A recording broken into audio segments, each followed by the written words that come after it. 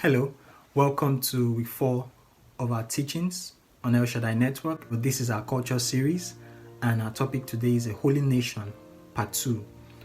On the Holy Nation, Part 1, I introduced to you the concept that the church is actually a nation separate unto God, and that just as you have of other nations in the world, something that distinguishes them from the other nations around them. For example, if you see the English people or people in England, you say, oh, they are known for being courteous, they are known for politeness. There's just a distinguishing characteristic about every nation. There's something that stands out, something striking. It's in the same vein that we are called to be a holy people.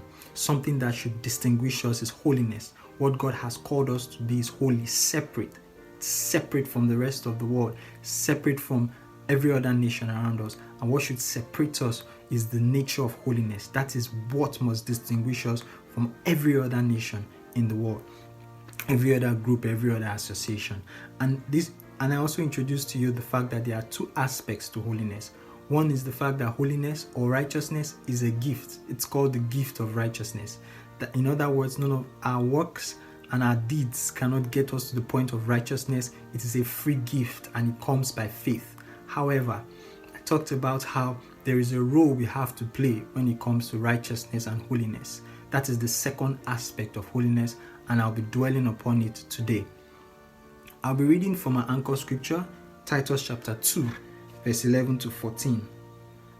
And as I read, I will expound upon it, and I pray that the Lord blesses the words that you hear and gives you understanding. In verse 11, in Titus, Paul writes a letter to the church, and then he gives them instructions on how to exhibit the new life that they have received, how they should be sober, how they should be vigilant, how wives should love their husbands and love their children, how the older people in the church should behave, how the younger people in the church should behave. He was just giving them instructions and advice on how they should carry themselves in the world so as to be separate from the world. And then he makes some striking comments in verse 11. He says, for the grace of God, after talking about all of this, giving all of this advice, he says that the grace of God that brings salvation. So salvation is by grace. He says that it has appeared to all men. What does this mean? It means that just like in Revelation, we see the elders and the beasts in heaven crying out that God has redeemed us to himself from every nation and tribe. It is because grace that brings salvation has been made available to every nation and tribe. There is no nation or no tribe, no nation or no tribe that grace cannot be made available to. In the same vein, there's no body that grace cannot bring to salvation. There's no sin anybody has done. There's no limit to what grace can do to any man. So this verse essentially says that the grace of God is available to all. The grace of God that brings salvation is available to all, despite their sin, despite how far they have gone, despite how far they have fallen. Grace is available to everyone, and that grace brings salvation. He says that it has appeared unto all men. And then he goes on to say that after it has been made available to all men, it does not just bring them to salvation, it teaches them. Wouldn't it be beautiful to have somebody in your life who is always there to guide you, who is always there to help you, who is always there to instruct you when you need advice, when you need help, when you need instruction on what to do? Because we will always get to that point in our lives where we have a need for direction, where we are confused between two options or two opinions, and we are wondering, which opinion do I take? Which option do I choose? It says that it is grace that teaches us. Meaning that the grace of God does not just save us, it empowers us to live above sin. It empowers us to live looking at all the instructions that Paul has given them from verse 1 to 10, it is this grace that will empower them to live in chastity. It is this grace that will empower them to live in patience. It is this grace that will empower wives to love their husbands and to love their children. It is this grace. It is this grace that will empower young men to be sober-minded.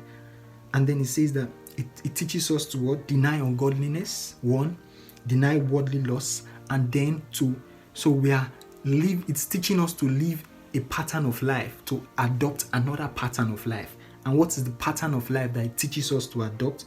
It says it teaches us to live soberly, righteously, and godly in this present world. Why is that emphasis there? Because in this present world, without the grace of God, we cannot live soberly, righteously, and godly. It is not in our nature, first of all, to live soberly, righteously, and godly. We have the fallen nature. And then in addition to that, this world is or the God of this world controls the systems of the world that makes the world to follow its patterns, to follow the patterns of the cosmos. Therefore, it is only by the grace of God that we are able to live this life. But remember, we read Psalms 24 that says that the earth is the Lord and the fullness thereof. He's the maker of and the founder of everything that is in the earth and all that dwell therein. So God is the maker of the earth. Therefore, He's the one who can empower us to live the life that He intends for us to live upon the earth. That is Paul's letter to the church, telling them that grace is available to enable them live a righteous life. You see, I had an experience some time ago. I had a dream where I saw my body, this, it was as though I had skin cancer on my body, where, diseases and worms, and it was the most disgusting thing. Even in the dream, I was cringing. When I woke up, I was cringing. I was like, is this my skin? It was dead. It looked like a carcass of, a dead animal, and there were worms, and it was decaying. It was the most reprehensible, disgusting, and smelly thing you ever seen in your life. And when I woke up, I was praying and said, God, I come against skin cancer. Skin cancer is not my portion. And you know what the Lord said to me? The Lord said to me, I was revealing to you the state of your heart. I was shocked. That was the state of my heart. And at that point in my life, I thought that I was getting it right. I was doing everything I needed to do. I thought that I was living the righteous life, living the holy life. This shows us that it is only the grace of God. It is only by the grace of God that we are saved. And it is only the grace of God that can keep us. Not our good deeds, not our good works. It is only the grace of God that can empower us to live the righteous life. Remember that our righteousness, our good deeds, our efforts are like filthy rags before God. But when we ask God to help us, and that was why David's cry in the psalm was always, "Oh Lord, help me. Oh Lord, empower me. Oh Lord, strengthen me." He was always crying out to God, and he said, "Create in me." After he had fallen, he said, "Create in me a clean heart. Renew the right spirit within me."